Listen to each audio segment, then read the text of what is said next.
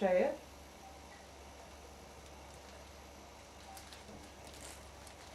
You discover. I think my grandson was perfectly right when he said non. Yeah. I said yes, Alexander. He said why some people have white hair and some black. Yeah. I said, and I was driving and he Yeah. was only 4.5. Yeah. I said to him, I got really interested. I went to the shop, I bought paint and I painted white hair and he looked at How old is he now? he's 7 now. Oh, Yeah. delightful, hey? Yeah, but he said, no, you must have done a terrific job, he said. Just reading this morning about Sydney FC. Gee, What? didn't you read? No, I read the paper. Their internal boardroom rift rocks Sydney FC. And here is Litbarski saying we have no chance, which is typical German. And Frank Farina is saying that only television here is Fox for sport. And he runs SBS, and he said, oh, we come from some ethnic background. Why did he say that? That's a crazy statement. It is because it's the whole pushes away from that. Sure, not in Absolutely. ethnicity, And but SBS, we like it or not, has done a lot for soccer. of course they have. Yeah. Yeah. And that's soccer is known through SBS. Yeah, yeah, yeah. Right. I don't want to get Fox anyway. Yeah, and Come on. Libanski snaps, Yeah. and now Bunyo is facing the chairman. Oh. Lederer would be new chairman. You know, small goods, Presto, not small goods, Greenacre, when you go on Hume Highway, Yeah. where is Herald and new premises, Yeah. Presto is Oh, on the okay, left-hand side there. Yeah. He is a chairman of Presto because Presto used to be at Homebush Bay before Olympic Games. Oh, okay. Then they sold that property for about 75 million, Mm. and they built this one at Greenneck. So Paul Lederer, Sydney Acoa. Okay. So it's going back, Frank Lowy, back to his old group. It's so complex. Seen his son in the boardroom all season. So he holds 25%, never attended one meeting, right? These are the things which are very interesting, you know. But wouldn't you think that they will really, unity would be the answer to everything, to show when rugby league now, 19 arrests at one game, Canterbury and yes, yeah, but Yeah. you know, 19 people were arrested and people were bashing people in the grandstand. Is this at Leica? No, at the Telstra Stadium, Oh. right? So instead of cashing in it, you bugger everything that you do well, you know, because actually that's how that was set up. Marvelous. But now when the club achieved fame, they Sydney FC and Mariners, Waratahs played, and Waratahs is not club side, they are state side. They attracted 22,000 people. That's right. Right. So what you know, it poses the question that white, Yeah. right? Yeah. I mean, now, irrespective how much you paid Dwight York, or That's right. irrespective what mistakes chairman made, you keep unity, reassess situation, and come up with some positive Yeah. thinking, and that's sort of. But Sydney Football Club is not totally under Lowy, is it? Is it? I think what he says goes. Oh, But okay. him and Peter Turnbull are equal owners. Thanks, man. Thanks, man. All right, bye. Harry Williams, Oh really? Oh really? Aborigine boy. Yeah, I know. Is He he not still playing though? Is he? Oh no, How old Harry is is 50 and some. I don't know. Are there any younger Aboriginal kids coming up that you know? Well, Archie Thompson is Aboriginal. Oh, he's Papua New Guinean. Yeah, but Yeah. that's Put a thing out to. yes. Alright. But the what's the name? Did you see the guy from New Guinea won gold medal last night at Como game No. in swimming? No. Was he beautiful? Ah, he I wasn't black. Was he? No. Was no. he white? Totally white? Totally white. Oh. Maybe. Well, you know, there are white people in Papua New Guinea. Yeah, So. yeah. Yeah. He won gold medal last night in a pool. Oh, okay. No, I haven't been watching. I've been watching a bit of swimming, but This swimming's beautiful. it's Me and Yeah. we'll get you without speaking for a few minutes. very difficult.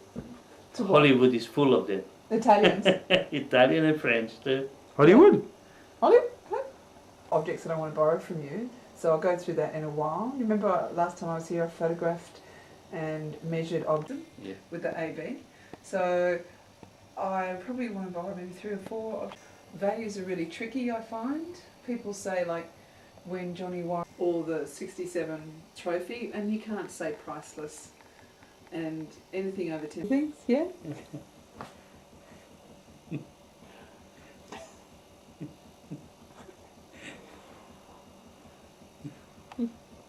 It's very difficult, I find, valuing. So I think, you know, valuing a 74 signed top, I don't know how many there are.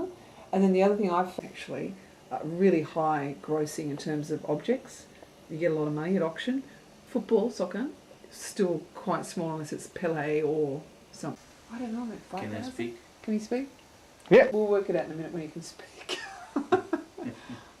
Yeah. So it's going to be families like Branko. Interesting how much value he'll put on a photograph of Jason as a kid. So we're going out to Ahmed. Oh, that's the boy. Yeah. This is the dad. Mohammed is father. Yeah. So we'll as well. Depends where they are. Like Scott Chipperfield's parents. Yeah. Yeah, that sounds good. Oh, they are just around here. Oh, are they? Oh, yeah. Do you know where they are? Because what I've done, I've gone through Football Federation. I've sent an email out and hopefully coming back in the next few days. That yes, this is my parents' phone number. Go for it. That's what I'm hoping. Schwartz just lived around this area. Oh, yeah. So he's a So they're very proud parents, I think. Oh, sure. You know, it's a huge achievement for someone who. Saying on camera with the lapel mic. Yeah. Okay. You can't say that. Look, it's a bit if tough. I give you World Cup, World Cup. Say a signed 74 top. Have you ever seen it on the market? that top there.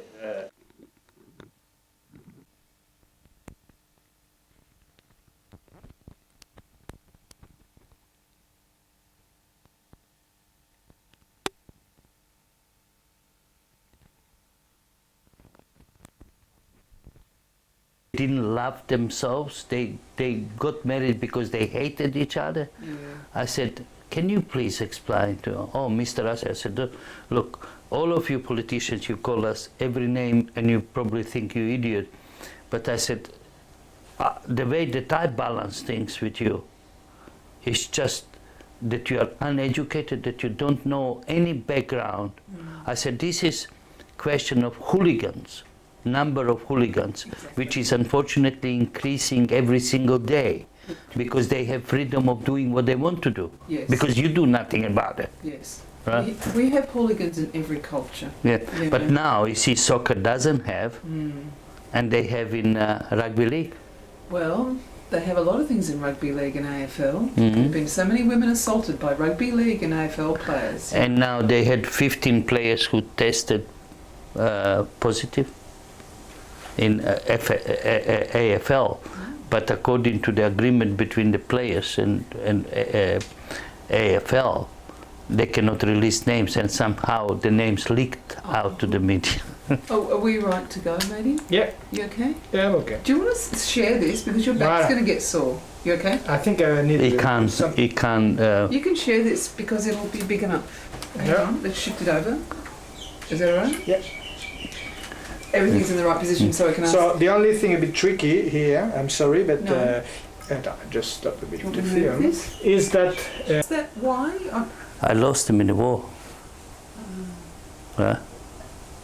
So I grew up as an orphaner.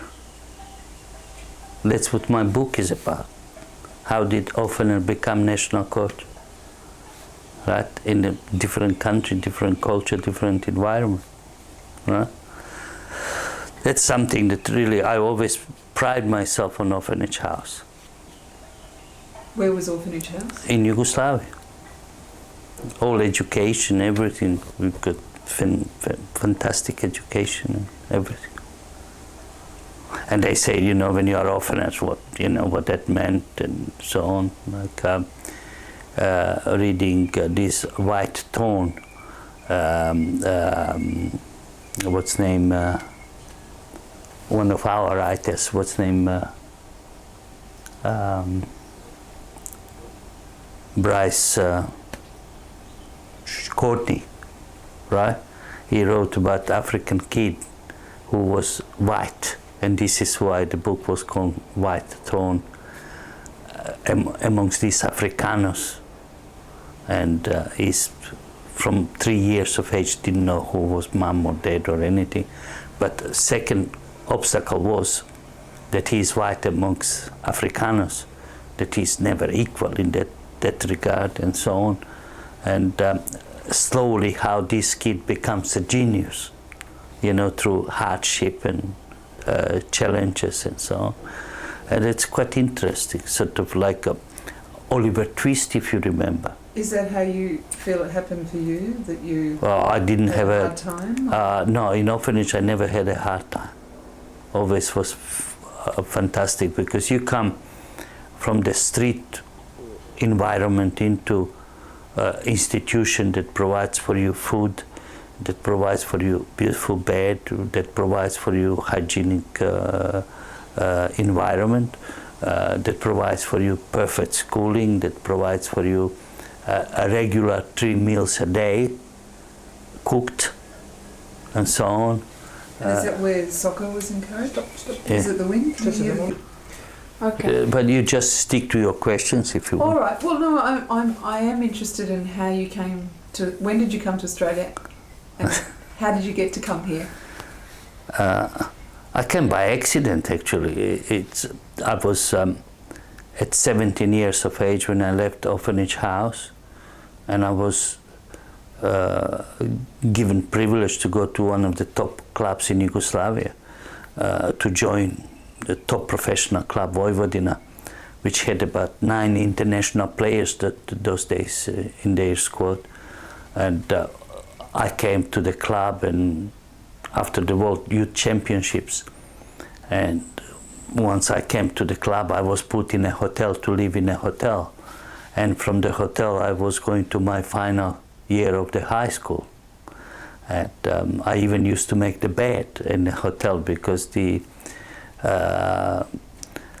lady came to me and she said, what are you doing?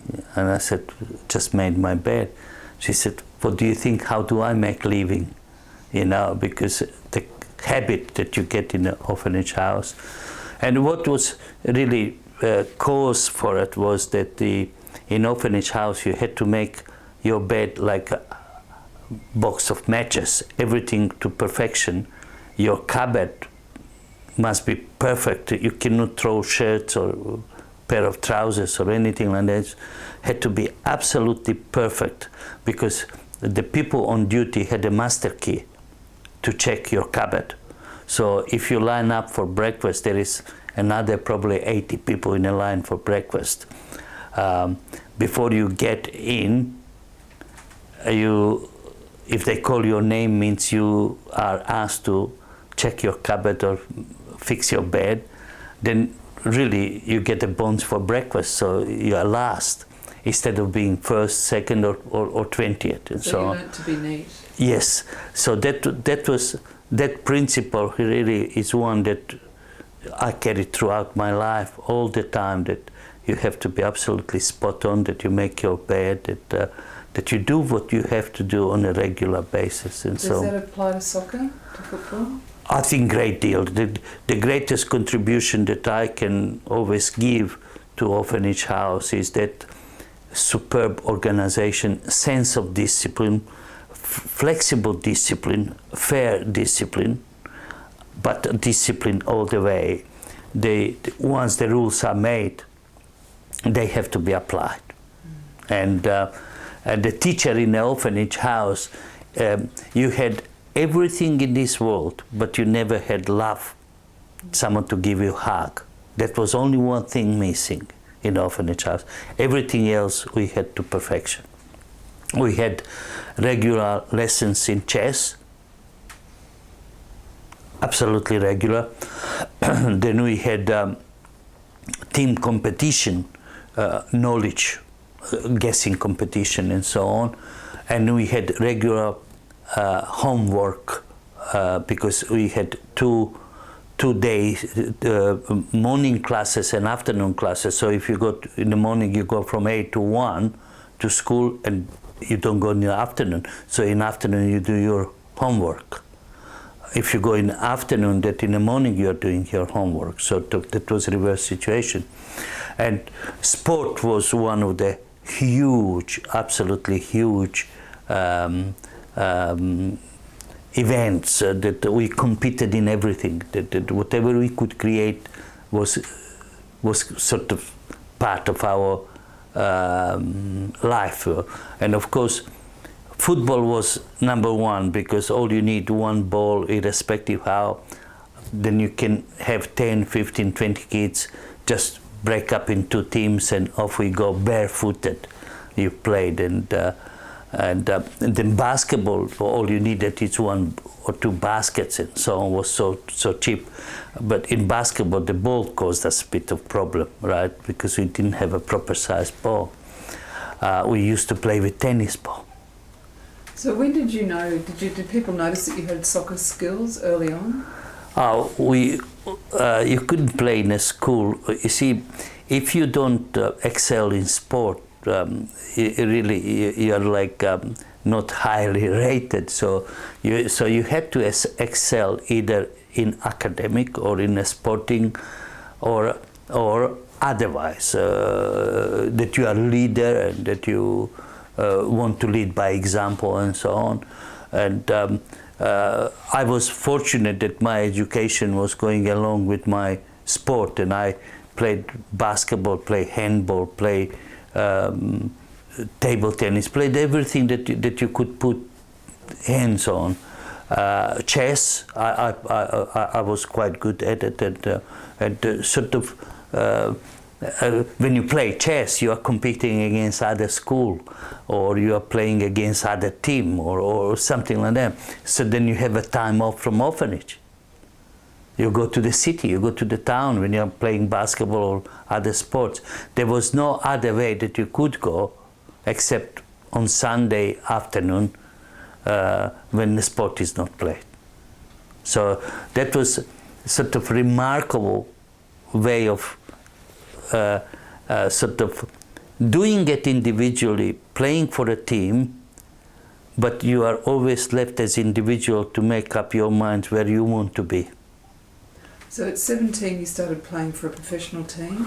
At 17 I left orphanage and went to the professional club called Vojvodina.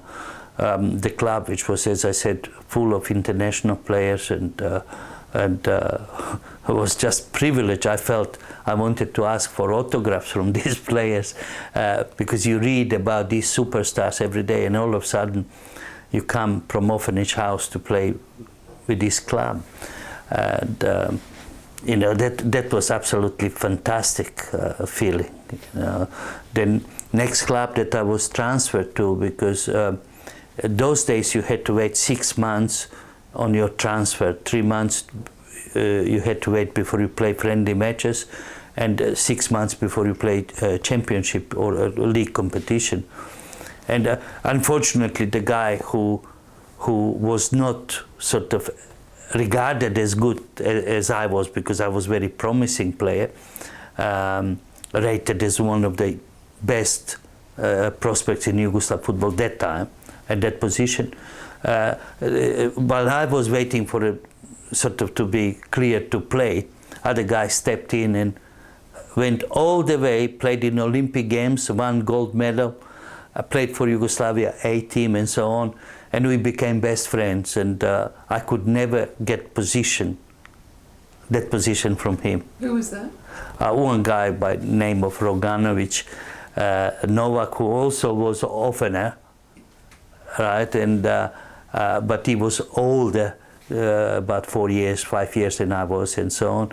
And we became best friends when I transferred from Vojvodina to Spartak. We still kept, our relationship was absolutely phenomenal. So in a sporting sense, you have to be big enough when someone excels so well and takes your position. This is what I like about great many sportsmen or sportswomen who have always that kind of manner to say congratulations, well done. And I think that is what is essence of sport, really. Were there many orphans in Yugoslavia? Oh yes, many. My two sisters were orphaners, and we met first time 90.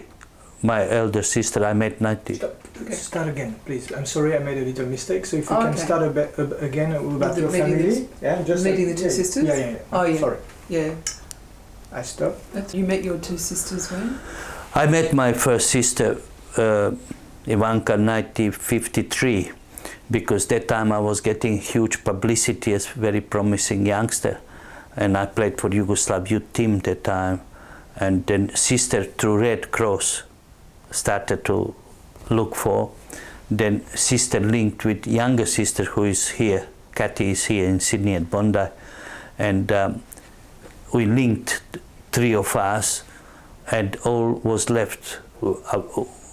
My sister had the knowledge of my younger brother Dragoslav, who is now doctor of industrial chemistry and based in Thailand, and he's one of the leading personalities in his field in the world, and well equipped with knowledge and respected.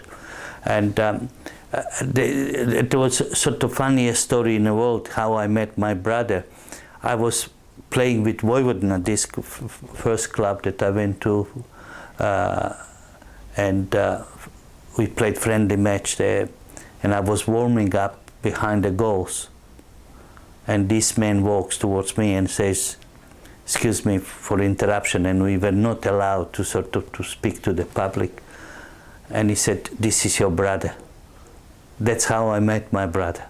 You know, you cannot probably believe. And the coach, our coach, was very clever man, and he said, "Look," when I told him that's my brother that I met him first time, he said, "Get change, because we are flying somewhere, because we were going to play abroad." And he said, "Have a shower and spend time with your brother." And that's how I met my brother. How old were you when you were orphaned? I was 4.5. Four and a half, I can't recall, was that many. It's a strange thing about life. I remember fire, I remember shooting, I remember sort of guns and rockets and everything else. I cannot ever cannot recall mother or father, how they look, or would I have any idea? I have no idea about it at all. Neither that I have any pictures or whatever.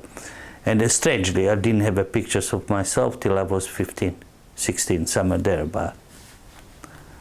So it's a strange life, but the above there is a stage. It's a challenge, and you want to be well educated. You want to be somebody. You want to be professional footballer or whatever you made up your mind to be. You have to be. We were taught in orphanage that second best was not accepted. We had to be best, and that I've been always, will be always grateful to that orphanage house for that privilege to give you, to set you on a stage when you challenge the world and you go all the way And that is always on the back of your mind, that lessons that these people taught you how to be the best, and never have a chip on your shoulder because there is no mom or a dad or something like that. That's, you have to be realistic about it and just keep marching. Do you think you've achieved your best? In the life of anybody, you could, there is, what is the limit? You see, when we had a 1 mile, Dr. Roger Bannister, the world said no one can break that mile. Once the mile was broken, everybody else ran below that 4 minutes. So what is impossibility? What is impossible? Impossible is something that nobody can do till someone does it. So in my case, could I done better? Yes, I could. Could I excel better as a footballer? Yes, I could. Could I do better as a coach? Yes, I could. Because once you set a limit for yourself, then you are not performing at your best. It's the next challenge. You want to go higher, and nothing but the best. You won 1 championship, you want to win 2. You won 2, you want to win 3. And whatever it is, must be motive. I was always very highly motivated person, that success is something that you set the targets that you want to achieve, and they have to be realistic. That is the key. And what you're right? You want to try? Can't escape. Okay. Okay, you can sit on that. This is right in here. Something like that. So you sit here. Oh, you want me to sit there? What about you? I don't sit. I listen. Yeah. It's very interesting. Good. Yeah, it is. It is different to a lot of people's life experiences, I think. Yeah. That's it. So what do you feel have been your successes?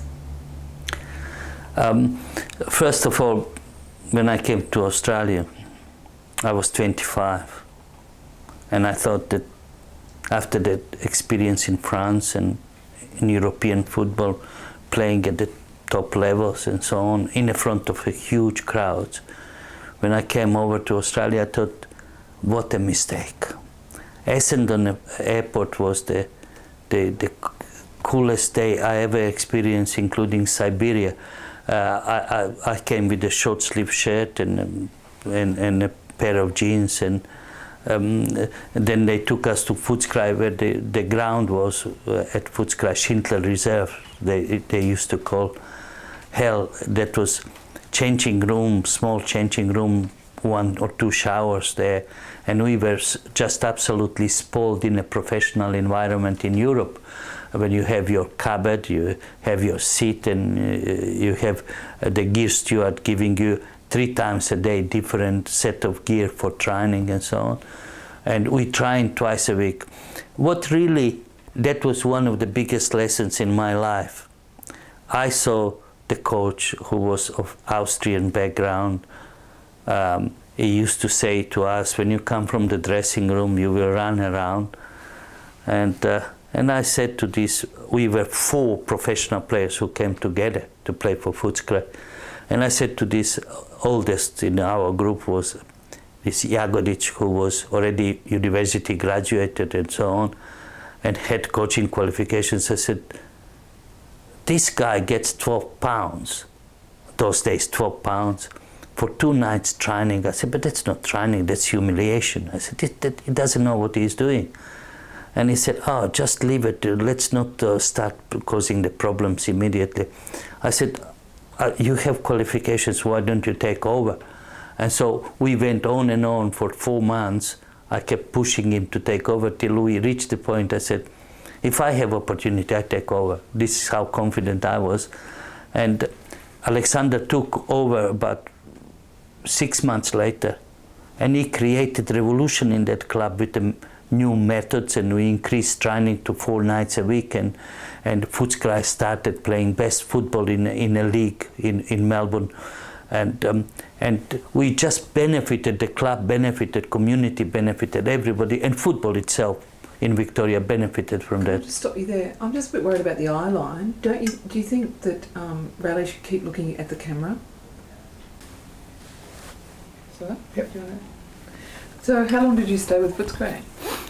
I stayed there for a year and a half, and during that time we started enjoying football because we learned how to assimilate, because you can't dream what was in Europe, what clubs you had, what equipment you had, and so on. We just adopted, we had to adapt to the circumstances and so on. And under Jagodic was absolutely enjoyable training, and winning with Footscray was the way of playing football.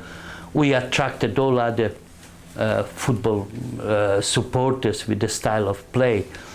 But the other issue comes into it in '64. I received a call from a individual whom I promised that I will come to serve the army in Yugoslavia, and that was promised because this person was a great friend of my late father, and so I made decision I'm flying back to Yugoslavia to do army service.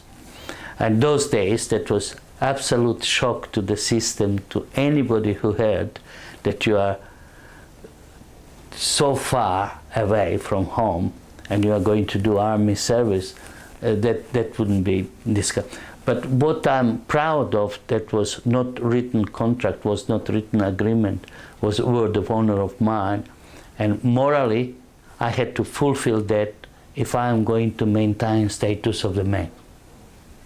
And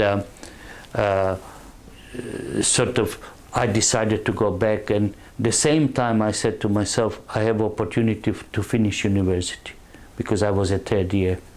And believe it or not, best decision I have ever made was to fulfill my human commitment and promise. My word of honor was a bond, and that stayed in my life forever.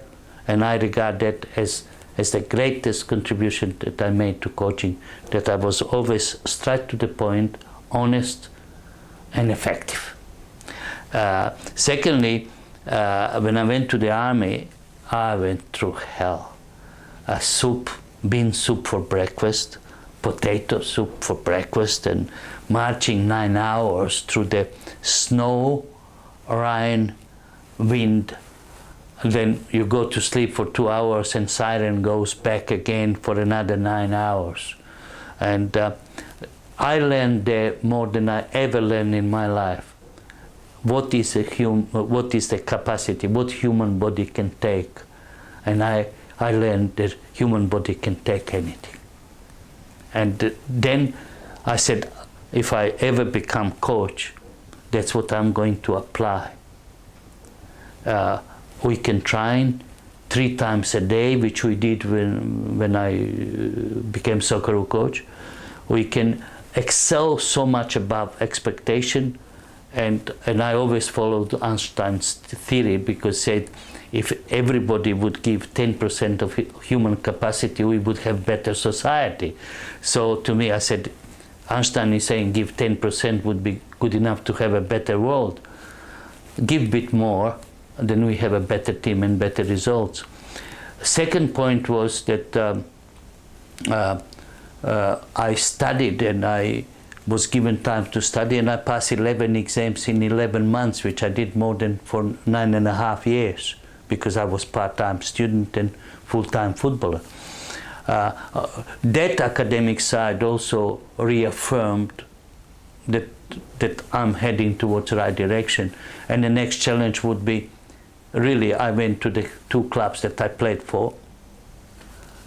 I sprint, I'm slow. I jump, I'm slow. I tackle, I miss. So you miss 2 years of professional football. You never ever get back in top flight football after you miss 2 years. And so I had a personal discussion with myself.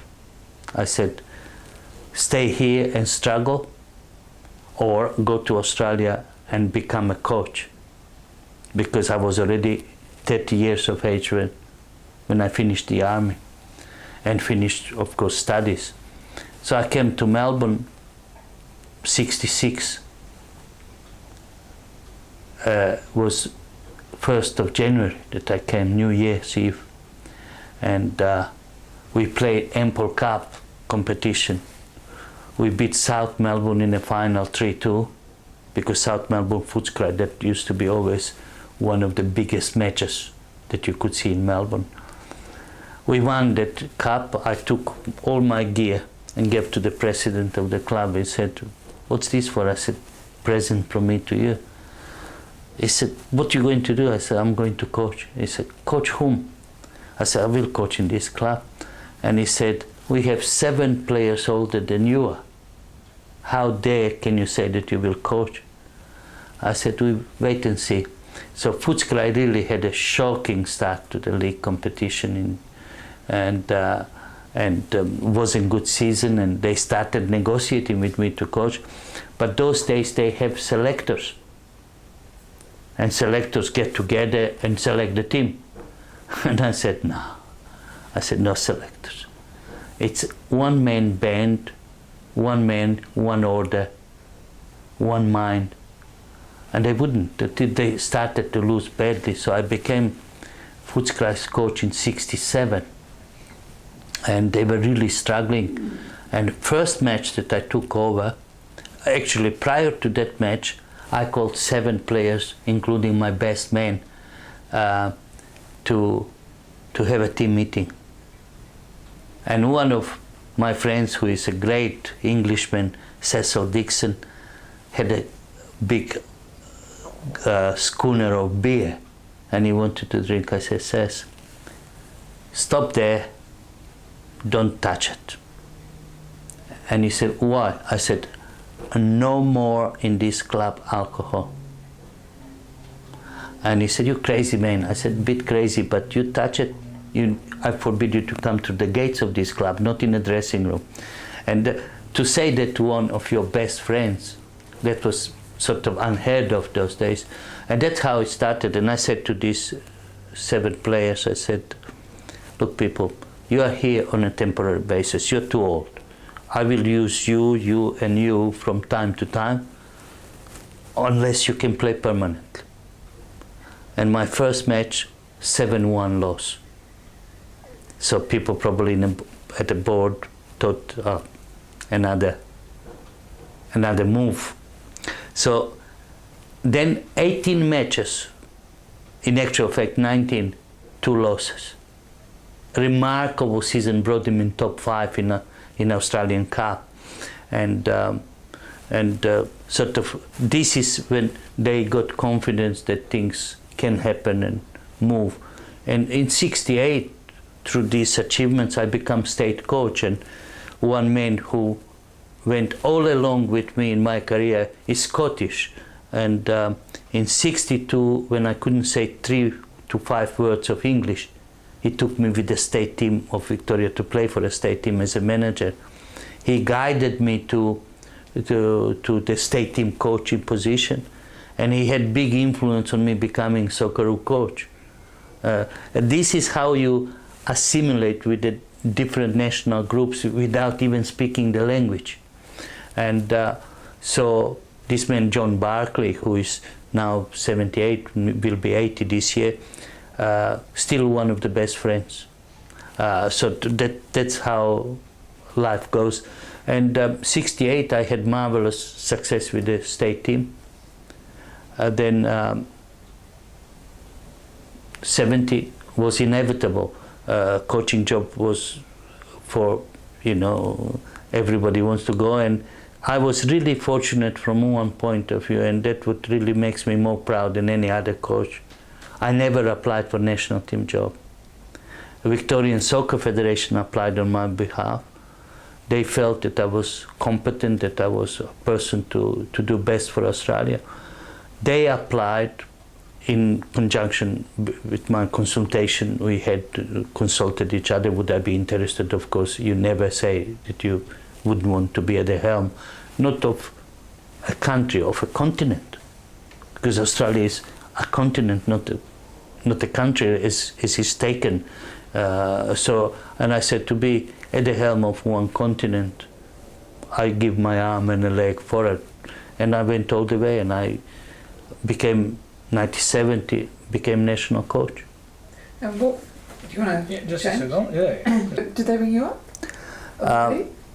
We are ready. Okay. They, you see, there were a number of people they were considering for the position, and one of whom was Leo Baumgartner, who was regarded as one of the greatest players ever graced these fields of this country, and great friend of mine today and for many years.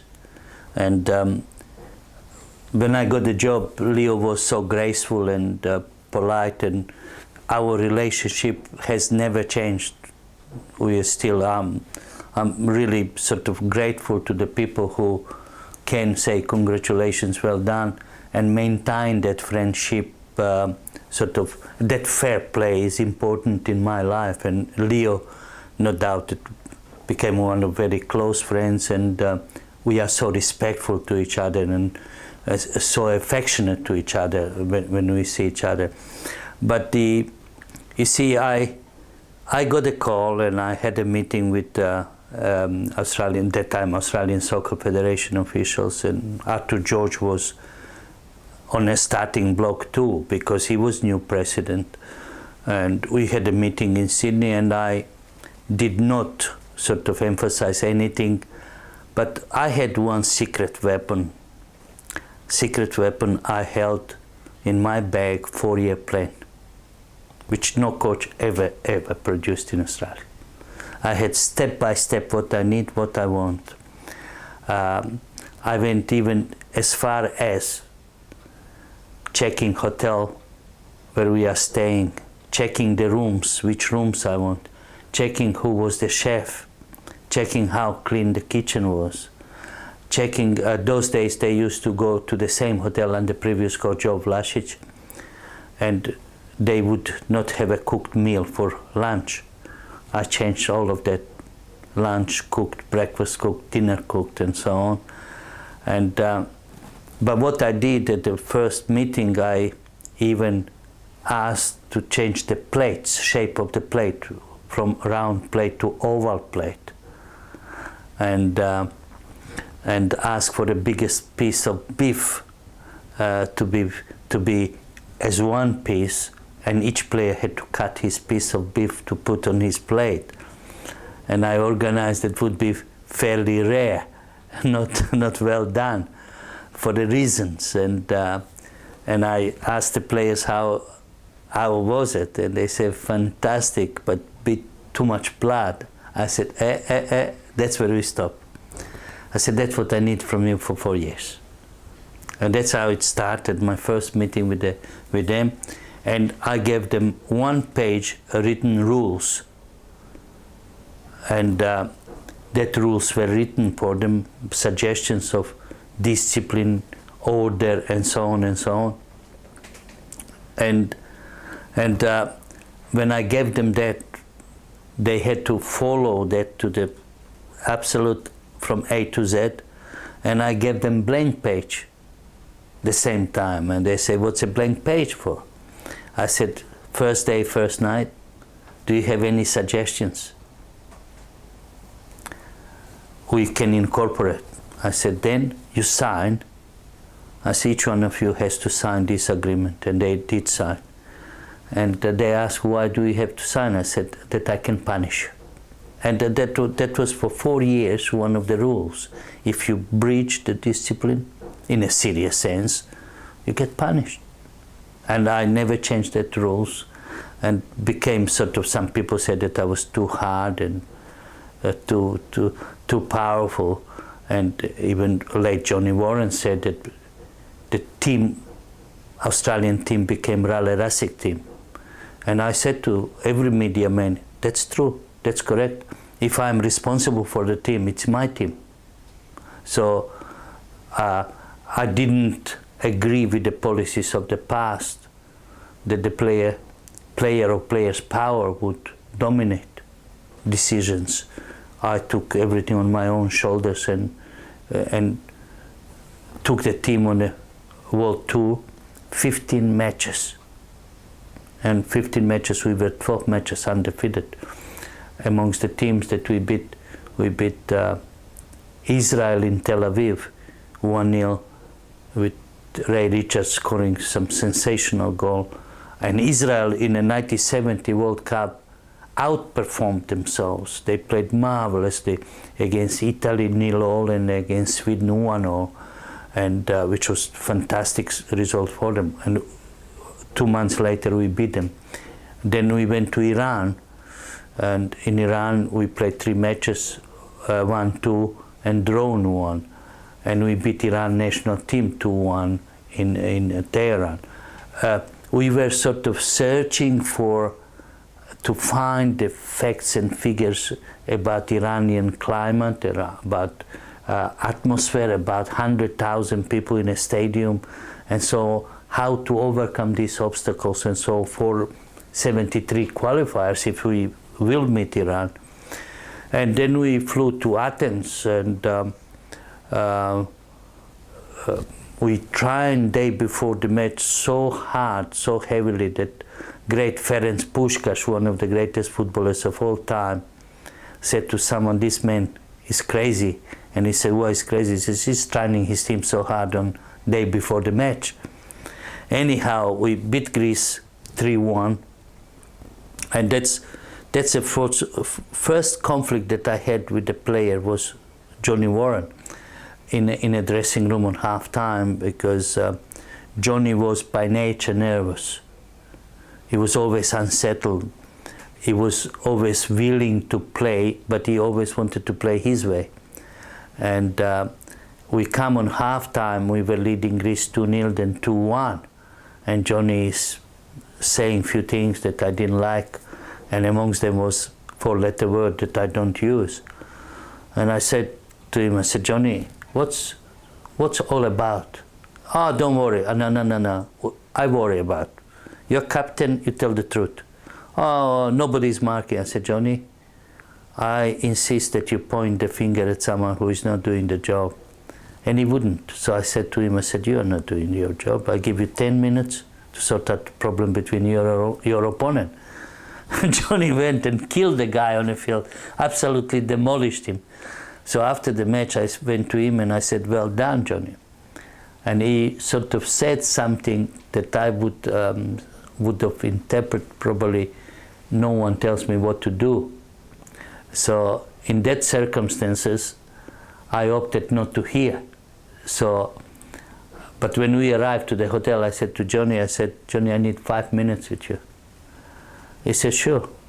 I said, when he came to my room, I said, "Number one, you want to pack up your bags, go back to Sydney, or you stay here under my rules?" And to his credit, he walked away. 5 yards, came back, he said, "I accept your rules."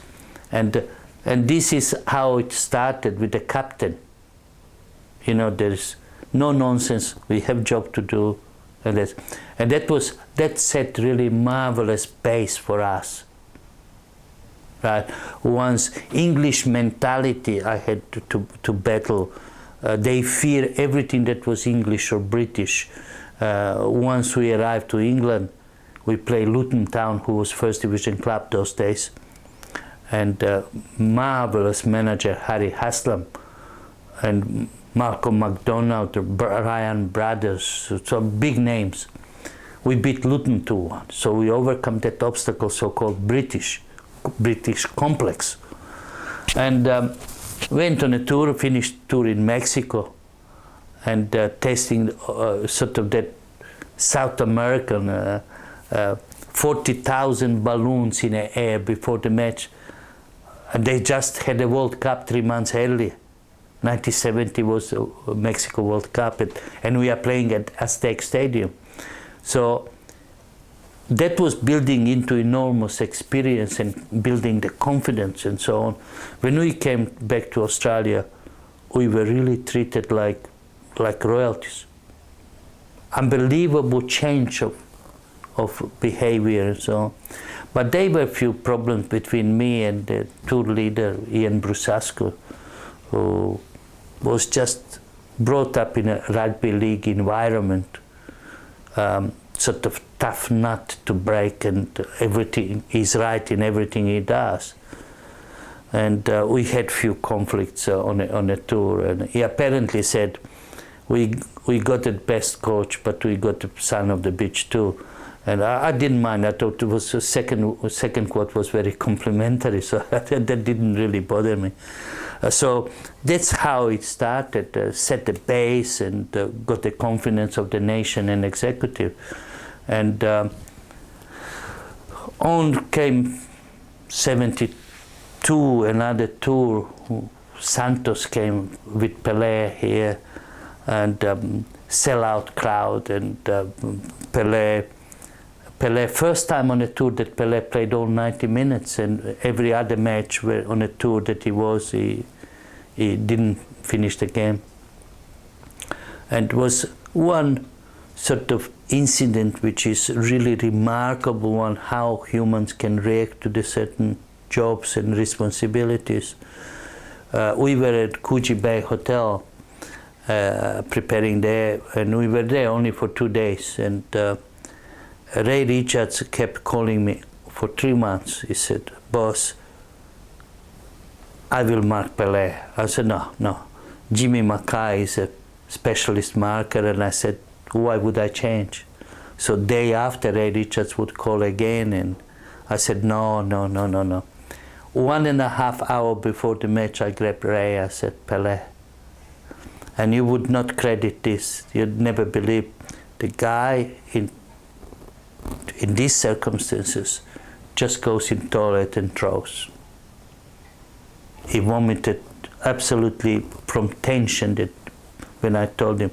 And I said, when he got out of the toilet, washed his face, I put sort of wet cloth around him and cleaned his face and so on. And I said, now, if you kick him, you are off. If you don't mark him, you are off. And Ray, to his credit, played best game of his life.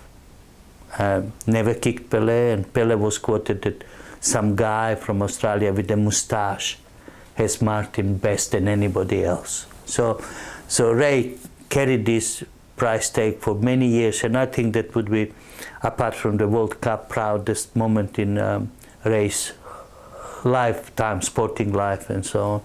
And so Santos was a bit of culmination. But at the same time, we were taking tour of Asia. And I always said to Arthur George, I want to go to Asia all the time, that we find out all about our opponents. And we knew about Korea, Iraq, Iran, Kuwait, all of these teams that are possible opponents, I knew everything about. And I think that was one aspect that was so dominant in my coaching life, that I always knew opponents to perfection. And I sort of was not how they play, psychological side of it too. Weak links in terms of personalities, people who are dicey, you knock them once, they don't want to know. And I knew every aspect of every Asian team that I needed to know. So is this where you employed your psychology degree? No, I was, actually, this may interest you a great deal, I was the first person who introduced psychology of sport in Australian sport. I had a man by the name of Talbot Smith. Talbot Smith was Air Force psychologist in Australian Air Force. Talbot kept ringing to me through contact of a great friend of mine later on, George Green, late George Green. And then he said, Mr. Rasic, I could help you. My name is Talbot Smith. The next call in the morning, about before we go for breakfast, comes through my room. Talbot speaking. Mr. Rasic, I read in the papers that you have 6 different national groups. I think I could help you there. And so he was so persistent. So one day I organized a meeting with Talbot, and we agreed that his team of psychologists and psychologists, one person, would start dealing with us. So was it a challenge dealing with people from different nationalities? For me, not. Yeah. For me, not, because I'm today Rale Rasic. I belong to. Stop the 1 second. I often fit it in after something where you say, you know, I was the coach in '74, but yeah. Are you going okay? Do you need a break? No. This That's is great. This is history. No. For me, I do this. History. Oh no. In the '70 team, which team was it that you had the 6 nationalities? Was it Essendon? I dealt with 6 national groups from the beginning. Oh, okay. Well, And towards the end. can you just say that again? Because I interrupted. I Yeah. dealt with 6 national groups. Do you want me? Yeah, it's got- sorry. What your angle when? You look at the camera. All right. Oh, that'd be great. Yeah, I dealt with 6 different national groups, 6 different nationalities, and employing psychologists, I thought that I could level up in some field, add something that I'm inexperienced of, and so on, because at that time psychology of sport was so popular in Eastern Bloc countries that really did not present to me something new. But Talbot, with his elegance and sort of style, he wanted to enforce that, and it was a difficult stage because the players could not adjust to that. Some players of foreign backgrounds did not sometimes understand terminology and had to be simplified to the maximum. But on the other hand, some people like I hear the coaches and I hear players. He said, Australians, we don't like when you build us up into superstars. We always like that underdog take. And I tested that to perfection, absolutely to perfection. One of my favorite players called Karan said that to me, that he said, we build up too much and psychologist tells us how good we are, you tell us how good we are. I like when you don't tell us that. So I selected 2 teams to play practice match and I put him in a B team. So after the match, he goes to the team manager, John Barkley, and he said to John, the boss doesn't like me anymore. He's gone a bit of, that does not think of me anymore that I'm in a starting 11. So I grabbed Cole with a hand over his chest like that, and I said to him, you told me yesterday in a meeting that you like underdog tag. Why don't you challenge me now? And so really defeated that theory straight away on the spot. And no one likes to be told that he's not good enough. No one likes to play in the 2nd grade or 3rd grade. And the gutsiest people are a champion people who will tell you, I prove you wrong, just give me a chance. They're the best people and they always do succeed. So we had so many of these sort of not conflicts, matter of opinions and views, and that's exactly what we wanted. We want them to become more open-minded, more straightforward, to tell us what is worrying you and so on. For example, Bulevic, who was one of the most elegant footballers we ever had, because he had 6'2", absolute athlete in every sense, and we had to put basket of bread in front of him because Europeans eat a lot of bread. And then you have a Scottish boys, you have Jimmy Rooney, Jimmy Mackay, Bobby Hogg. They like beer more than their mother. And so I provided in one hot day at Warunga, we tried, that was 3rd session, and I put 2 bottles of beer in Mackay's and Rooney's room. And they came down to talk to me and said, someone put 2 bottles of beer in our fridge. I said, for your honesty, I sent half a dozen more. So go and enjoy drink on me. And sort of, we were achieving that communication that Scotsmen would love a beer. European would like a glass of red or white wine. So at a certain time, give him a glass of red or white wine. Won't matter. And I coached Roberto Vieri, which is Christian Vieri's father. And Roberto had a regular glass of wine before, during lunch. So I found nothing wrong with it.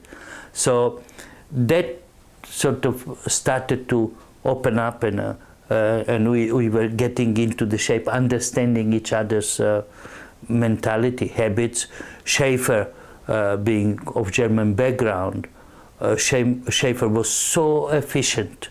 Every training session for him was 1 meter would matter what Manfred will do, that he has to reach the goal, cross the line, not to cheat, to stop 1 meter before the line. Or Peter Wilson, for that matter, would run and run and run. And then you have someone who hated running, like Ray Richards and Jim Mackay, but they were Sunday boys. They never let you down on Sunday when the game is played. So coach has to be smart man, flexible, elusive, at times tough, hard, fair. And that's something that we were mixing so successfully. Because I'd like to talk a bit more about cultural backgrounds, but we'll get to the 74 stuff first. Yeah. How are you with time, Rale?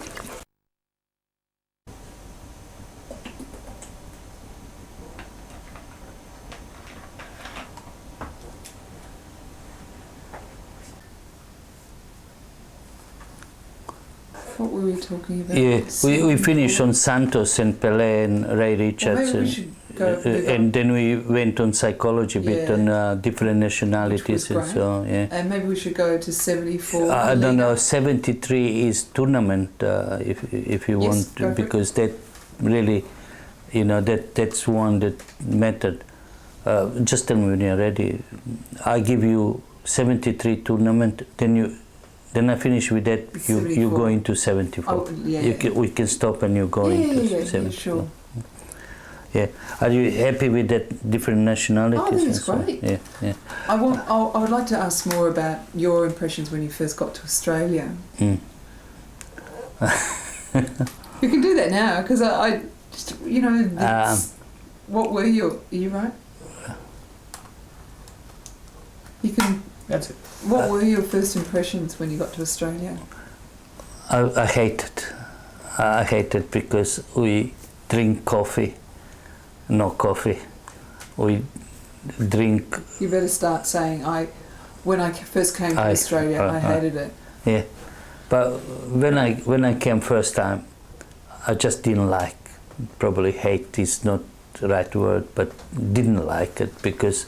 Sorry, I'm a bit. When I first came to Australia, because we don't know exactly. No. I don't have a problem with it because we know he's talking about Australia. Okay, sorry. No, when I arrived here, I just didn't like, could not settle because first thing in Europe, we get up, we go to the coffee lounge and have a coffee, short black or cappuccino or whatever it is, and over here was absolutely nothing. Was one.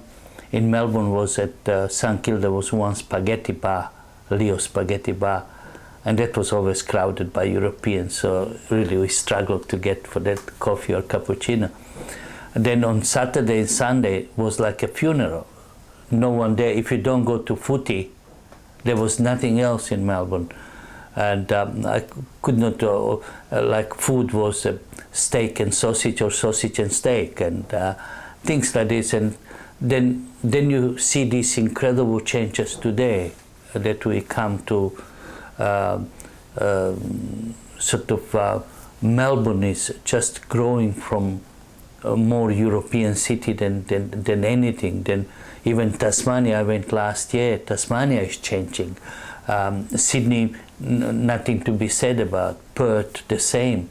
It's so many changes that of environment, food-wise, everything that is just beyond belief that Australia could change so much in such a short period of time. So, but I suppose every beginning is the same. But when you came here, did you notice the smells and the sounds as well? When you got off the boat, did you fly or? I flew. Yes, but when I came, was very cold, and I wasn't prepared for it because as a student, I read about Australia. I knew every city in Australia. I knew what industry is in every town, and agriculture, and everything else, climate, everything I knew about before I came here.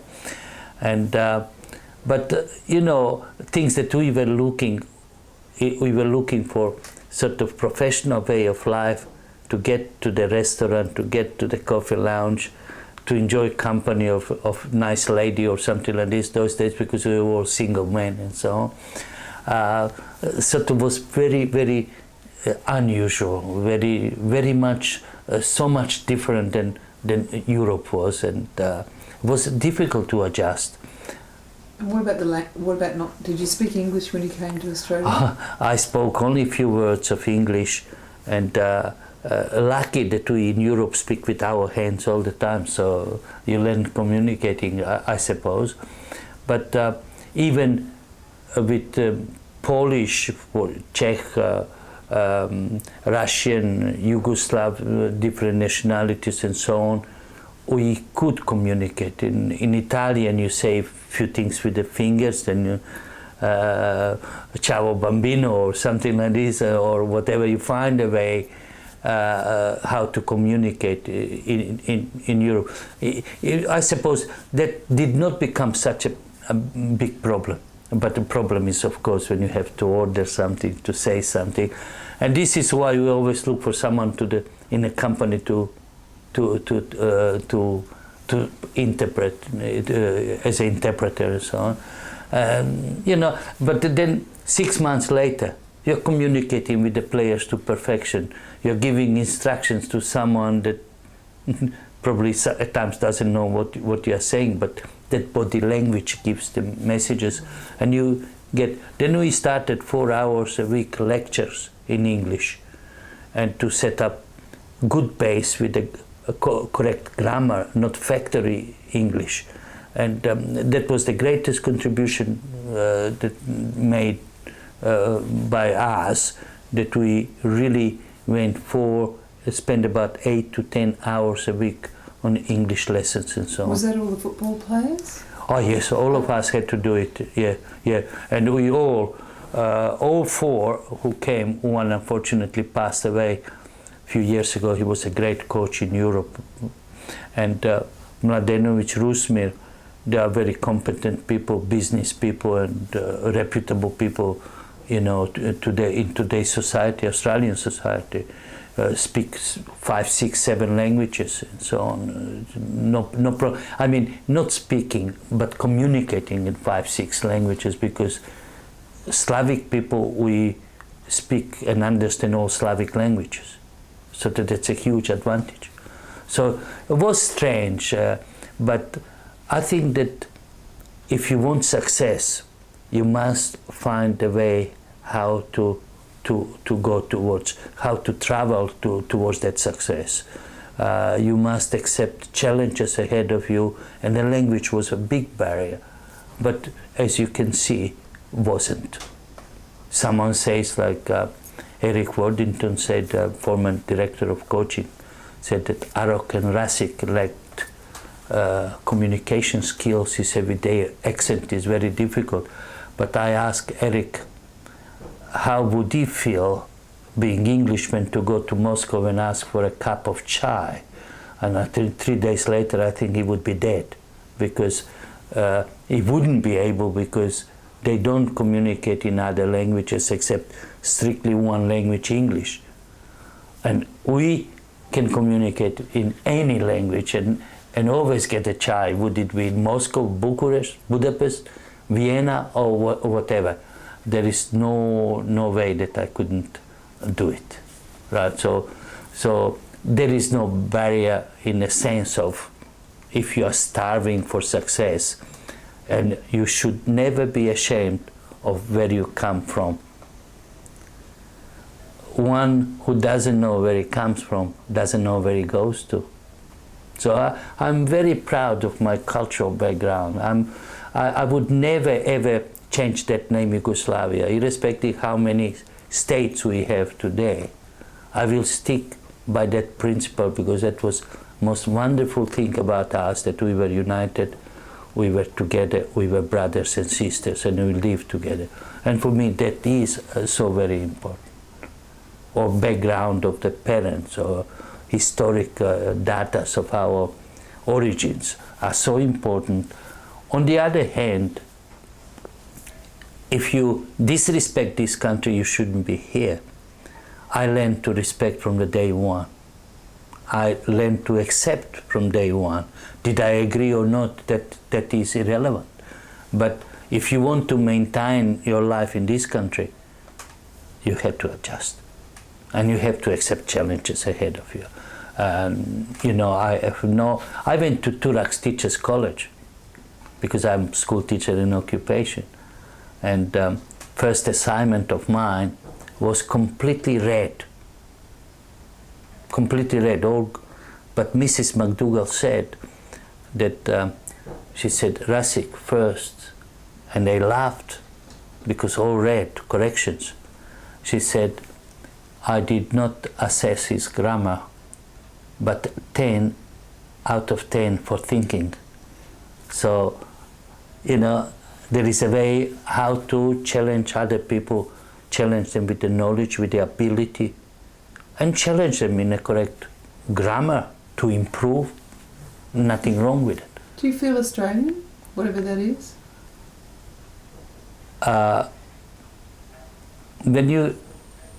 I said to Gough Whitlam, that stands, and he knows that. I said, I'm number 1 Aussie, I'm still looking for number 2 bugger. I accepted this country as being my country. My children were born here. My life, 42 years, has been in this country.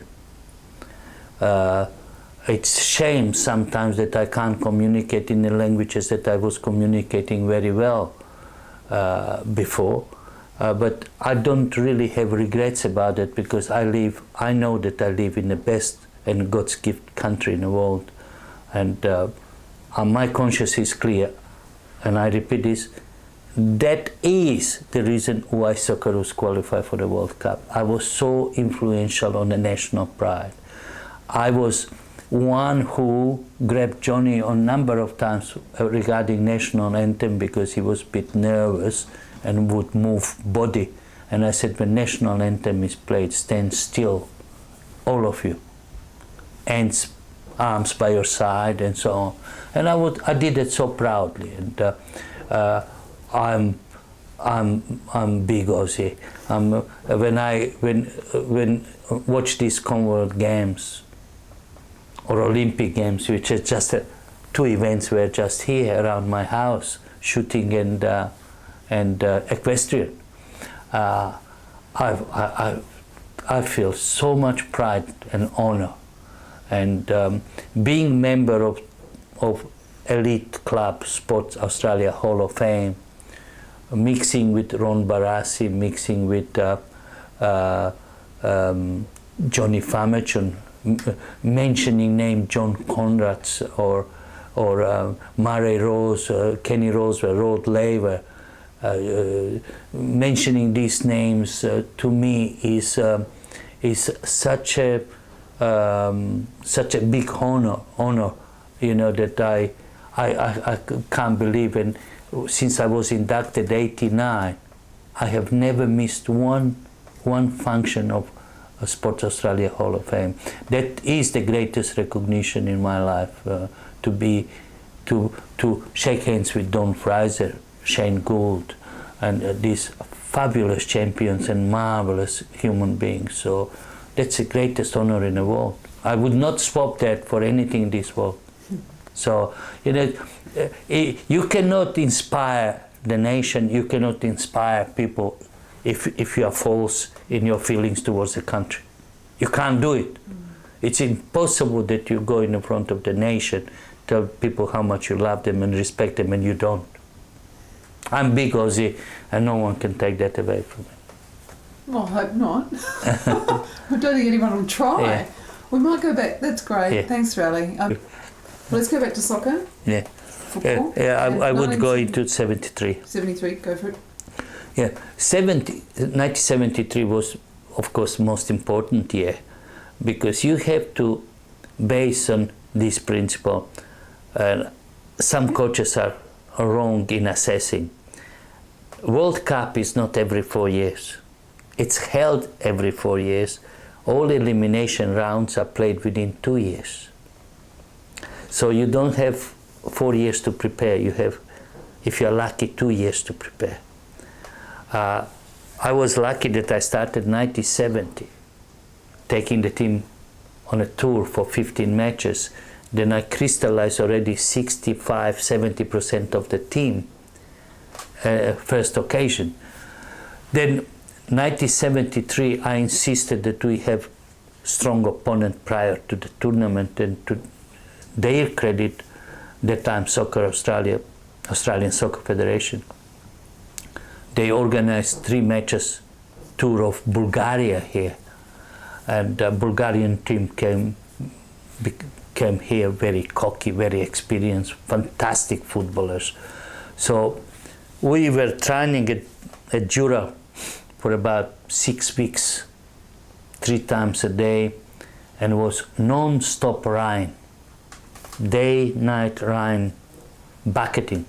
We trained at Jura, sometimes above ankles was mud and chicken manure mixed with it, and it smelled shocking, and players complained about it, but we never stopped to train 3 times a day.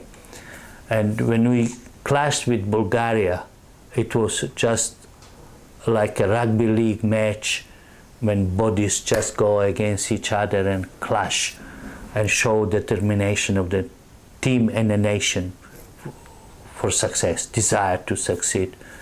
And then we went into the tournament, which was Indonesia, Iraq, New Zealand and us. And you know, all the preparations in the world you can have, and if you don't achieve that success that you are appointed to do, you fail. So we won this tournament, and most importantly, we defeated Iraq 3-1 in the opening match here. They didn't know what hit them. They didn't know. Groundsman was involved in preparation because he had to prepare the field.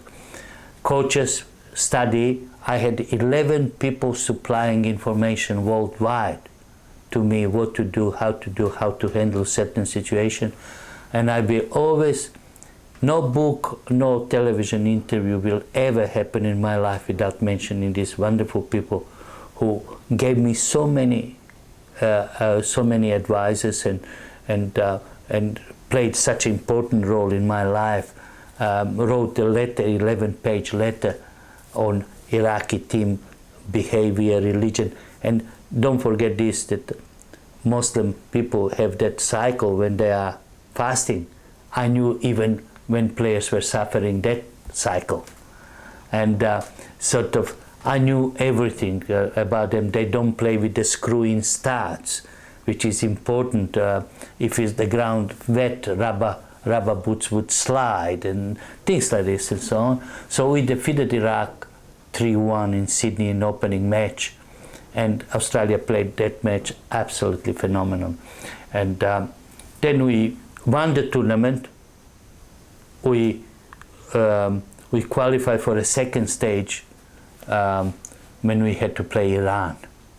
And Iran went to play 2 friendly matches because they had a Scottish coach. So he went to play 2 friendly matches against New Zealand in New Zealand. And I had my people in New Zealand observing. They had 2 very important players who got a bit injured in New Zealand, and neither of them played here. So we knew all about. So we hit Iran 3-0 here in Sydney. And after the match, we fly on the same flight to Tehran. And I forbid the Australian team. I said, you feel superior, don't you dare talk to these people. I forbid the team to talk to their opponents. I said, nothing, just treat them like. When we arrived to Tehran airport, you never believe in your life that you're leading 3-0, you arrive there, 5, 6, 8, 10,000 people at the airport screaming, throwing, ready to throw everything at their team, not at us, because they lost 3-0. And police escort took us about 10 k's behind both teams to escape that. So we go to the press conference, and the press conference had over 250 people. Incredible how these people are interested in any sport, absolutely beyond belief. And we go into press conference, and press conference was held there, and people heard that I brought steaks, salads, water, and everything from Australia. Because when we took the tour of Iran originally, we learned that salad, milk, water, and this cannot be trusted. So we learned that by experience. But if you didn't visit Iran, how would you know? So we brought it. Media never asked.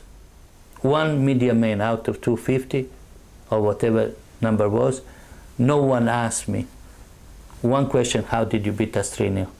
They said, why did you bring steak, salad, milk, water? I said, look, we are a bit inexperienced, we are amateurs, we don't have that experience, and so on. Next question: why did you bring food? Why did you bring steak? And I said, next question. Again, I would say, you would ask, how did you beat us? What do you expect? Return match. Again, food. So I got fed up with it, and I said, gentlemen, let me explain to you something. I represent superior race. And I said, let me explain to you what I mean by superior race. Superior race, in my terminology, means that you import the steak from United States and you eat it. We do not import from United States because our steak is superior, and that's what I mean by superior race. But next day, leading papers in Iran, political papers, a man who was not born Australian says that he represents superior race, but didn't say the rest what I said. And that caused a bit of upheaval right amongst them. And match itself, 15th minute, 1-0 down. 100,000 people. You never, ever, you can't communicate, you can't talk to anybody, you can't hear anybody, and so. 15th minutes, 29th minutes, 2-0. The captain scored some goal that I clapped. But television guy in the first case was behind the goal when penalty kick was taken. So he's running towards me, gets tangled with television cord and falls. So I said to him, I wanted to put him off because I know what he wants from me. He said, what now, Mr. Rasic? I said, you idiot, you just fell down. You lack balance. Anyway, what now? I said, Australia to qualify. But 15 minutes, the same man runs, the same man fell down, and I said, you completely lack balance, I said. He said, but it's 2-0, what now? I said, Australia to qualify. You know, in that circumstances, you know, you have to believe.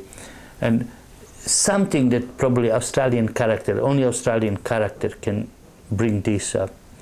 We had a player by the name of Max Dawson, who is 6'2", rugged, clever, in an area of power, unbeatable, will go through brick wall for you.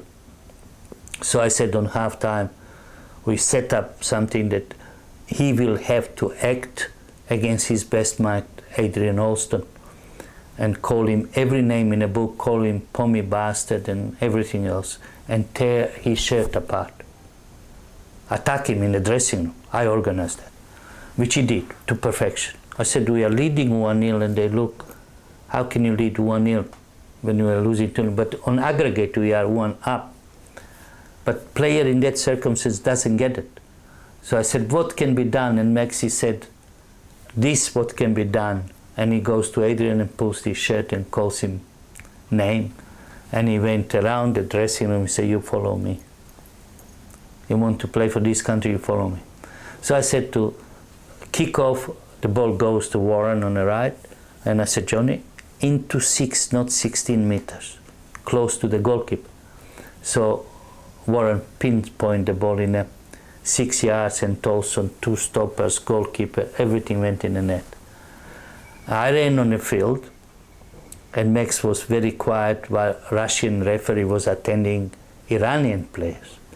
I put my foot on Max's arm with the screw-in studs, and Max is screaming. I said, and I'm holding my hand like this. I said, keep screaming, he will send you off. I said, keep screaming. So I press again, and he kept sort of screaming. Mind you, never got even yellow card. But Max played a huge role, and that's what sometimes that Australian character. When you say brick wall, they go through brick wall, and that is sometimes that you need. See, for Max in my book, he has done more in that 45 minutes for the country than some people probably for 3 years. Because we were gone, we needed someone to save us. He did. That's marvelous and so on. So we qualified to that, but I had huge head-on with the tour leader from Tasmania, Vic Tuting, who passed away a few years ago. He accepted if we play match, if we qualify, the winner meets Korea. And he accepted that we play Sydney, first match, second in Seoul, and a week later that we will play in Hong Kong if it's draw. A journalist by the name of Tommy Anderson came to me and he said, Rale, you wouldn't believe, he said, Vic agreed to the week between third match. Asians feared us because we were physically so superior. And mind you, they closed that gap now, but at that time we were so superior. And I wanted the game as quick as we can. So I said, which floor are they? The meeting. So he said, 5th floor. I flew up to the 5th floor, fisted to the door, and walked in a room, and Vic Tuting, they gave him a few drinks and so on. And Vic Tuting said to me, get out, Rasic, get out, Rasic. I said, gentlemen, 2 vice presidents of FIFA. I said, gentlemen, this man here has no right to speak on behalf of my country in the technical terms. I'm fully appointed, sole selector, I deal with all matters. But he had full power. So they threatened to report me to FIFA. And when we got into the meeting, I said, this match, you know that 72 hours rule applies. My team will not accept it. You change it now. We will suspend you. You can suspend me. I still stand that you must confirm from the president of FIFA that this match will be played within 72 hours. They changed. On his return to Sydney, he insisted that I be sacked. In a secret meeting with the president, he said, sack this man. But of course, he couldn't do it. So we overcome that obstacle. So we play Korea in 28th of October 73 here. We had to wait 2 months, no competition, everything league gone, hot weather is approaching and so on. And we are in a camp playing only against New South Wales under 23. And build-up was so phenomenal. They said that we were unbeatable, that we dominate everything. But you know, football is, everything is possible. Korea came here and played marvelous football. Absolutely brilliant. They put the ball on the floor, we couldn't touch. We could have lost by 2 goals. And we were lucky to escape draw. Anyway, we go to Seoul. And we come to the customs. They held us for 2.5 hours. In the past, we go through the customs easy. So they held us there for 2.5 hours. I said to the players, I said, don't you know what it's all about? I said, keep singing. They're provoking you. I said, it's... Anyway, we got through the customs, and training field was closed for us and things like this, just to provoke you. we played the match, and you wouldn't believe this is a cultural, this is how strong nation can be. National coach of Korea asked the team, asked public not to excite their players if they take lead against Australia, so keep silent. So they, in a 15 minute, they score 1-0, absolute silence in a stadium like this. 2-0, 10 minutes later, silence. Unbelievable. And then comes 2-1 just prior to half time. Bulevic, a cross of Karan, marvelous header, 2-1, and we're going into dressing room. And I had to find something really to excite people. In a nutshell, I forbid my team manager to come in a room because he said something prior to that. And I said, this man doesn't belong here. And that created sort of lot of unhappiness for him. But worked. I said, this man doesn't believe that we can win. So I was master of that, always find something. And I said, now, no tactics, no changes, no nothing. I said, 2-2, 3-2, 4-2, 5-2, get out and play. Because I showed my confidence in them because we scored it. 10 minute bats, 2-2. Then we hit the crossbar and goalpost 3 times. But still, we finished 2-2. And we are on the same flight to Hong Kong, and I said to the team, I said, look, they are going away from home, we are going towards home. The match is ours. They cannot recover. Anyway, I sent someone a day training. 6 players didn't train next day. All my players trying. And I said to the team, I said, they had 6 invalids there, purposely. Anyhow, match in, final match in Hong Kong on the 13th of November, 3rd match, was something that my liaison, who was Chinese, Mr. Jung, he gave me number 13 and a chain with the good luck in Chinese. That's still I never ever take away. But I put in a tracksuit bottom. Fortunately, I had the zipper and zipped it. A week later, I found it by luck before tracksuit went for washing. And I have never taken that. And ever since I used to go to, whenever I go to Hong Kong, I go to house of Mr. Jung for meals. They prepare home-cooked meals for me as a privilege. But he struggled to say Rale Rasic. He said Rale Rasic. And so I still forgive him because that's what really football brings people together. Different coaches, different nationalities, and that man, Mr. Jung, becomes your greatest friend. So that is what is sport about.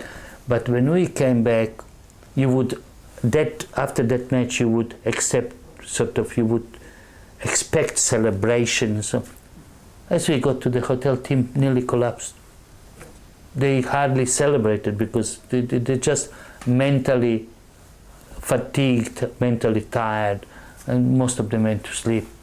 But when we arrived to Sydney, the nation was phenomenal. 5,000 to 10,000 people at the airport celebrating emotions, extreme emotions. And in that case, really did not matter who was Scottish, who was Yugoslav or German or Hungarian or whatever nationality.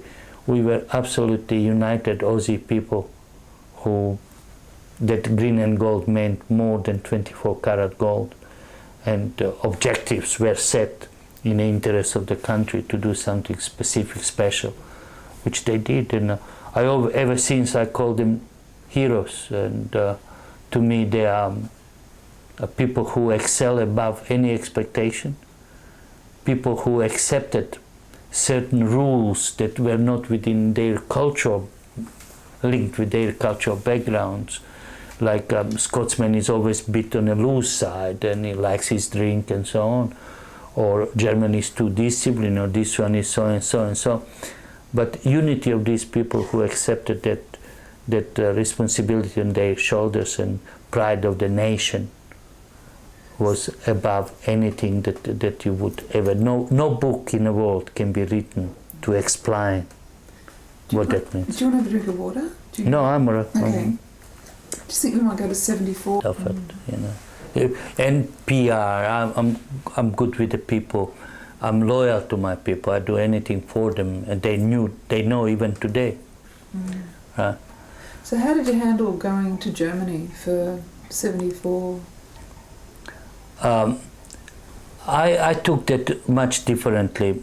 I took that we are going on a big stage where you can't say that it didn't matter what results you have, but I said that the stage was set for us to qualify for a World Cup.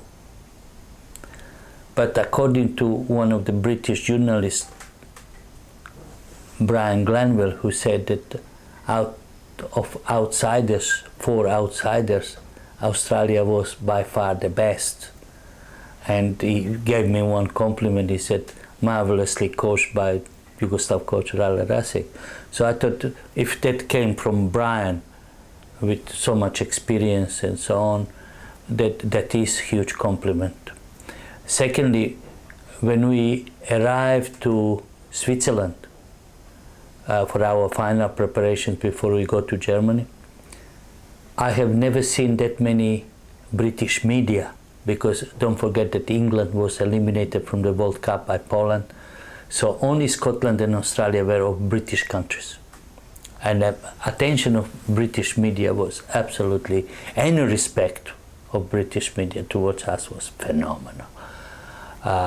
So many of these people who are of British origins were over the moon because they play 3rd or 2nd division football over there, and all of a sudden they have a privilege to be on the world stage where late George Best could never reach. And so I always emphasize to them that the World Cup is only for special people. And so in Switzerland we had marvelous preparations. So from that we linked with the enormous build-up of British media. Plus Brazil were very close to us in a camp in the Black Forest. And Brazil played one practice match against Basel. And Brazil, typical Brazil, phenomenal sort of exhibition of football without tackling. Everything according to Brazilian rules. Then we go to Hamburg, where was our base for 2 matches, East Germany and West Germany. We go into complex, which is on 50 acres, 10 soccer fields, absolute luxury. And but what was the main psychological point was that we traveled with psychologists there. We had our mental build-up to perfection. We know we are playing against a country which is called Robots of Europe, that was East Germany. We knew that we are playing against European champions because West Germany was European champion in '72 and a host country. And of course Chile, that can't be underestimated by any standards because Chilean football is great tradition. So when we arrived to Hamburg, every 10 meters was one soldier with a machine gun because of that massacre in Olympic Games 1972. And precautions have been taken to absolute extremes. And to their credit, Germans did absolute perfection. So funniest thing of all was that in a camp our liaison was no other than a former captain of Germany, 1966 World Cup final against England, Uwe Seller, and 1970 World Cup in Mexico. He was our liaison and the players were calling him, "Hey, you." Then I had to call the team meeting and tell them who the man is. Then they started to calling him Sir. There are the things when you don't know who are real stars and who people who have been at this big stage. So I regard that sort of like more like a Hollywood, not football match. And Mind you, matches that we played against East Germany, I thought really the match that we deserved at least draw. And but don't forget this, that tragically we lost Ray Bartz. And that was the greatest loss. That was always equal that Brazil loses Pelé, Germany loses Beckenbauer, or Argentina loses Maradona. For us, loss of Ray Bartz was absolutely incredible because all style of play was pending on Ray. So that match, could anything happen, because first goal was scored in the 59th minute. So 31 minutes to go. Second goal became a bit more natural because you had to open up. You are not happy with 1-0 down. And West Germany, the greatest compliment out of East Germany and West Germany, that West Germany, they used to call us kangaroos, koalas, they call us everything.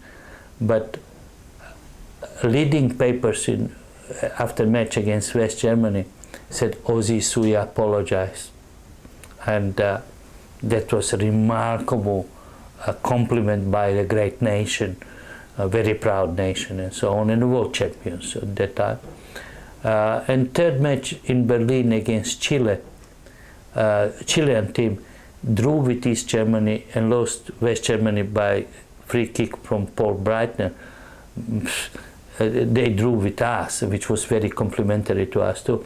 But the Berlin Stadium where the future World Cup final is going to be played, that's where we have historically such a link, and FFA doesn't know how to really utilize that link, that we played in that stadium that is going to be next World Cup final. And what a tragedy really that we don't put history together and capitalize on it. And so Chilean team went into 15 minutes, we hardly touched the ball. They played so brilliantly, you know, Caselli and absolutely Valdez, they played marvelous. And all of a sudden, storm. And I'm not very much into religion, but I started believing that time and praying. I said, please bring a bit more, because we play so well under wet conditions. And then we dominated Chile completely and could have won. And we deserve, in my opinion, that victory. But a draw was very respectful score against a very reputable nation. And that was it. That was a big stage, big show. Elizabeth Liz Taylor was in a World Cup final. Our bus was marching in a World Cup final. 16 buses were paraded before the World Cup final. And the tears galore just because the bus is passing you. And feeling for your nation, unlimited, unlimited. I wish that we feel about our country the way at home, how we feel when we are away. Would be much better country and more respectful. So that's marvelous. That's a big stage. I think that's fantastic. Yeah. I think that's a great way to finish. Unless there's something else you really want to say about soccer in Australia, you stopped? No, I don't stop. You want to stop because you want to say that. No, I just want to express. Do you want me? Yeah, go. Sorry. That 16th of November, and that match will probably stay in memory of mine forever, because MCG, when we played Iran 1977, when we unfortunately lost against Iran, I thought it was the greatest spectacle I ever seen.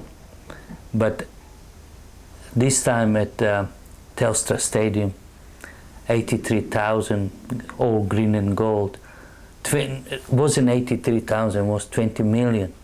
Australia was on its feet, so desperate after so long to succeed, and coached by the absolute genius, because what he has done over a short period of time, that really shows how lack of smartness amongst our officials in the past to employ people like Hus. In the past, probably we would qualify once or twice, not every World Cup, but once or twice, or possible 3 times in 32 years. If wisdom of the people was their courage and have a vision that this man who's Hitnik, or that man Bora Milutinovic, or that man whoever it is capable of taking this nation to the World Cup. We would qualify a few more times, I'm definitely positive. So, but I was so proud that when the players who gave everything, and there is a human element in it too, because Hus was preparing Kalak to reply Schwarzer for a shootout, and didn't happen because Bresciano and Emerton were injured. So he didn't have a chance to reply.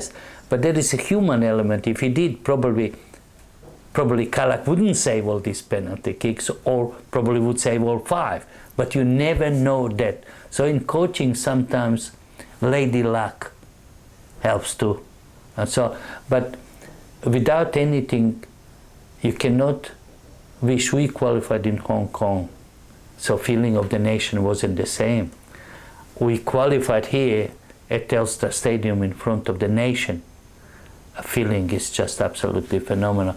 And I don't think so that anybody can be critical of that, and I think that every Australian should be proud of that evening.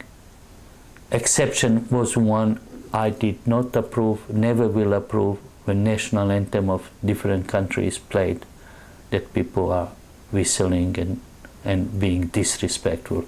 That's something I will never approve of. But really, truly, I think every Australian who was interested in the game, watching in a stadium or outside of the stadium, was 10 foot tall. And that's the greatest contribution that this young man could bring to the country. And shows football from then on has just blossomed from strength to strength. And A-League, we can't be critical of. They also proved one point that that football can be united and football can be played in a sportsmanship manner, and doesn't have to be hooligans or ethnic game for that matter, because everybody is ethnic, because we are all from somewhere or nowhere, right? Everybody has come to this country with a good intentions, not bad intentions, and I feel my career is Australian. All my career is in Australia. So why I'm not Australian? I mean, is a passport question a definition of Australian identity? No.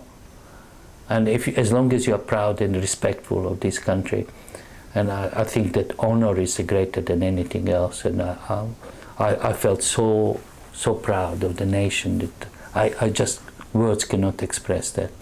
I have to ask you how you think we're going to go in the World Cup. How will Australia go? That's great, Rale. That's really lovely. All that stuff you say is fantastic. I can use it. Look, as who said, if we show capacity and ability that we can go to the next stage, we shouldn't go there to that stage as a tourist. We should go and be challengers. I think that key to that is Japan. We must beat Japan in order to have any chance to qualify for the next stage.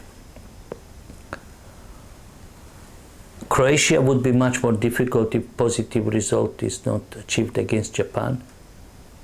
And Brazil becomes impossibility if you don't achieve something prior to that. Because Brazil usual slow starters, and I wish that we play Brazil in a round 1. They are usual slow starters in any tournament. But everything is possible, and men like Hus, that players believe can achieve. And he always has something, some element of surprise. I'm glad that his philosophy on football is so simplistic, which tells that when we have a possession, we attack with 11. When we lose possession, we defend with 11. And he said, I prefer first option, means possession. And I think that's a good philosophy. He's very relaxed. He's a charmer. He knows people, and people get very strong messages through his body language. And I like about him one thing, that he's a bit more larrikin, that he's not just ordinary coach who is chewing his fingernails and things like this. He's just explosive, well composed, and making decisions. He makes them and calls the shots. Everybody can see who calls the shots. And this is, I give him greatest compliment than to any player or anybody else. Okay. So I wish them real success, you know, that's good for our nation. Thank you, Rale. That's fantastic. I've got so much. I hope we can use a lot of it. Oh, that's great. Now, I do need you to sign your life away, but you can, what I do is have a copyright form, but I'll leave it what it is. With their background. Yeah, but you see, in a certain circumstances, certain aspects, you know, which are important to me, important to everybody else. If you don't have a pride and honor. You did remind me of John Howard, I have to say, but you know, well, I think he's not real. You know, when you talk about talking about passion, and if you're not sincere.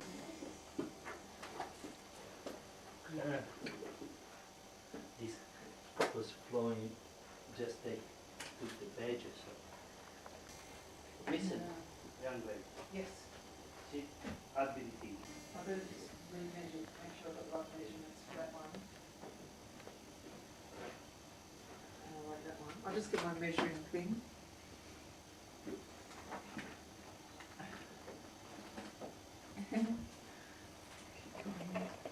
Now, Yeah. actually, we don't have copyright. Huh? It's just when we use an image, we have to get permission, copyright permission. Yeah, so we No, have but to. this picture is 32 years old.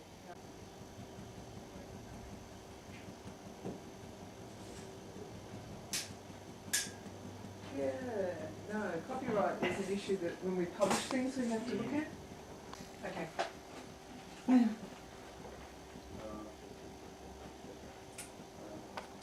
Is that all your stuff that you shot? No, I Okay. deleted it. Or maybe do the buses Yeah. then. This was from Olympic Stadium in Munich. Did it every? You have no idea. No, I don't. In order how to collect data, what I had. Probably 1/10 of what I have. Oh my God. But certain things. It's a real problem doing exhibitions. You see, that's celebration with signatures. That's, Yeah. but whatever is on your mind, you can sort of. As you said, you have limited what you Oh, can. we do, unfortunately. I Yeah. like a whole big Yeah. exhibition, but it's a small. This is, you see, that's a picture in Hong Kong. Oh, okay. That's before that match. Yeah, That Yeah. is the picture from there. it's a new design too. I have a lot of, you know, you mentioned Rale Rasic or something like this, I can easily get it. You know, that's no problem. Get what, sorry? Picture of Rale Rasic. Oh, Because of okay. LA. Well, again, it's getting away before. It's not really something like one, but it's bringing you and photographs of it. That's the first school that him and I Do formed. you have tickets from the '74 World Cup? From the '74 World Cup? I have lots of problems, I don't know. I have everything. I know, but I meeting can't put it all. It's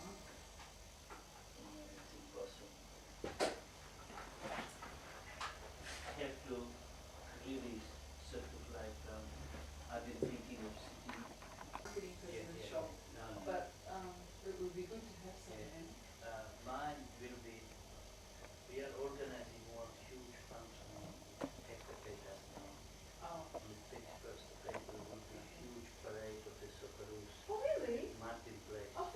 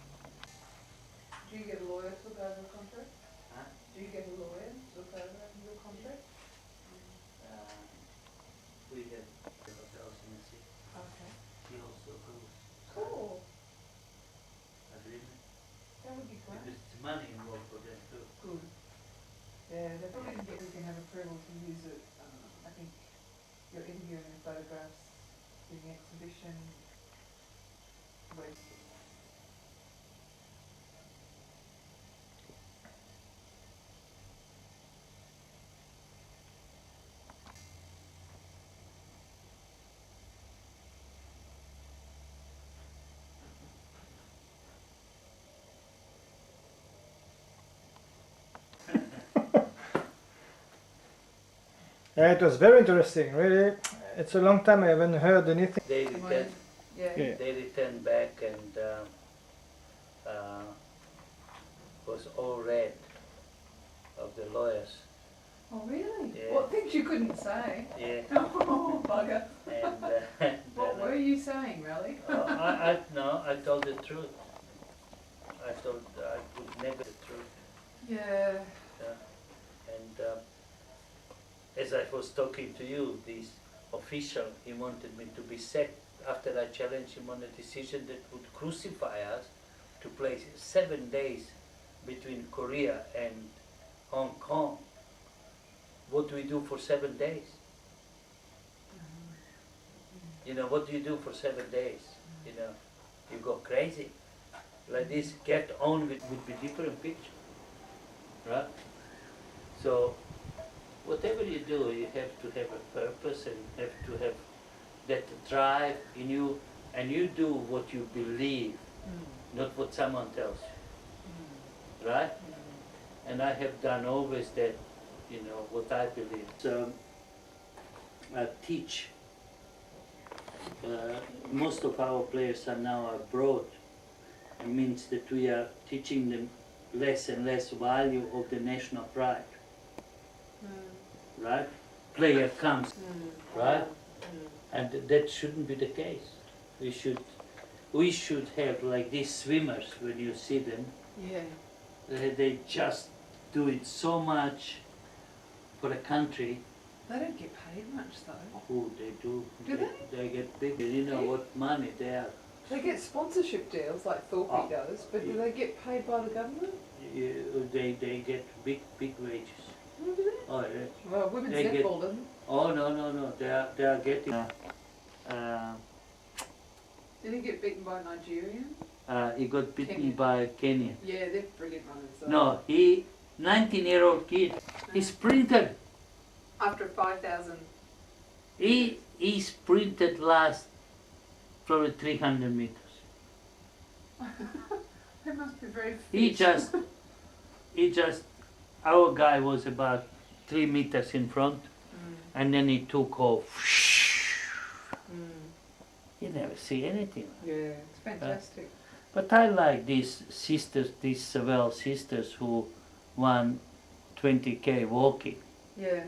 and Jane who was stripped of the medal. I know, that was awful. And this time I might want my kids to win with dignity, with this and that, so and so and so on. And I think that's the way to do it. That's true sportsmanship, I Yeah, think. yeah. Not cricket players. Yes. Well, one of the cricket players is alright, isn't he? The captain? Ponting. Ponting has some sort of sense of Yeah. honour, I think, but certainly that stupid Warney doesn't.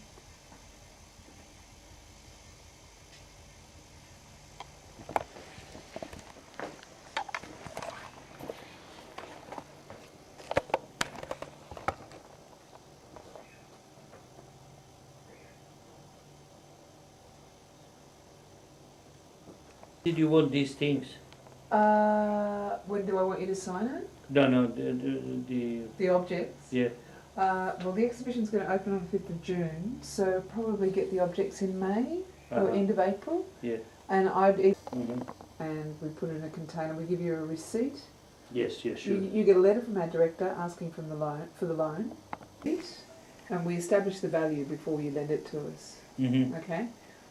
But if you'd be able to lay hands on a copy or get a copy of your insurance, would you? Yeah. Yeah, because You know. we have an agreement, and within that you can write specific things that you want. Yeah.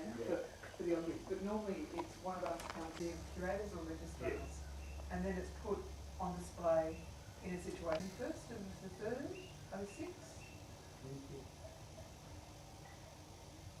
Now is it there on Yeah, she's fine. oh, that's good.